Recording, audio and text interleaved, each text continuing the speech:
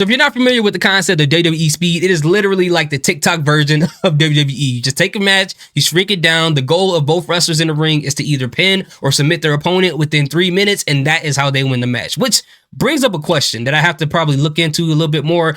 If the time runs out and they don't pin or submit the other person, what happens then? Do they get a draw? Do they go into overtime? I'll figure out that later, but let's just talk about what's happening. Now, I'm going to be honest with you guys. I've already experienced WWE Speed in person. Almost every SmackDown that I've been to in the past 6 months, they've had 1 or 2 WWE Speed matches before the show. And to be honest with you, I'm not going to lie, it was a whole lot of fun. It was very entertaining. The kids loved it. The parents there loved it. I really liked the concept and I thought it was a great idea. But the bigger question is, will that translate to watching it on TV or on Twitter/X? And my answer would have to be yes. I had just as much fun watching this on Twitter/X as I did in person. Now, for people who need a wrestling match to be a certain length, you need story beats in there, you need an in-ring storytelling, you need all these different elements for you to enjoy a wrestling match.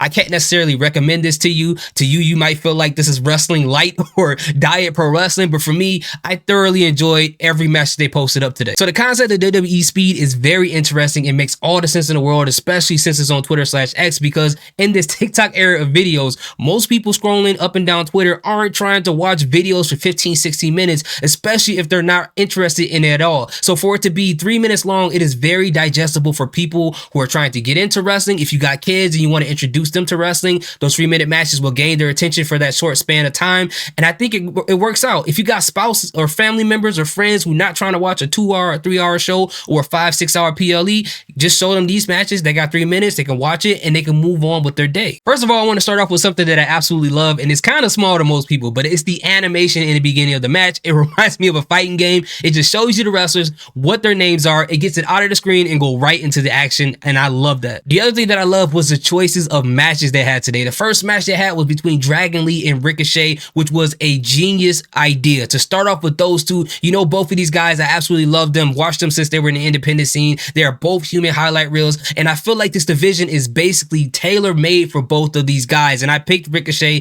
to be the inaugural WWE Speed champion. And saying that, this match went down to the last 7 seconds where Ricochet won by pin, which was a great idea. I kind of wish this match would have happened further down the line in the tournament, but it is what it is. It was very enjoyable and entertainment. And the next match was between Bronson Reed and Cedric Alexander, which is a name we haven't heard in a long time. I loved when he was in Hurt Business, and I loved when he was in 205 Live. He was crazy over there, and I watched 205 Live faithfully. But this match right here was a great example of what I talked about when I heard about WWE Speed, where it's like a rock, paper, scissors thing, where you have Bronson Reed, who is this brute who can take a lot of damage and inflict a lot of damage, but who isn't that fast. And you have Cedric Alexander, who is pretty quick. It depends on agility, but can't take too much damage, but also can inflict a lot more hits. So how can he attack Bronson Reed, cause more damage without taking much damage? And I don't think he was successful here because this match did not last that long, but I thought it was really good, and Bronson Reed looked really good in this match. And the other thing that I love about WWE Speed, as I will love about any new promotion or any new show, is that it gives an opportunity for wrestlers who don't get time on TV an opportunity to shine. So you know I'm always going to be in support of that. So did you watch WWE Speed? Did you like it? Did you hate it? Are you so about it? Let me know in the comment section. I love hearing your opinions. Thank you guys so much for your support. Salute, peace, have a good day.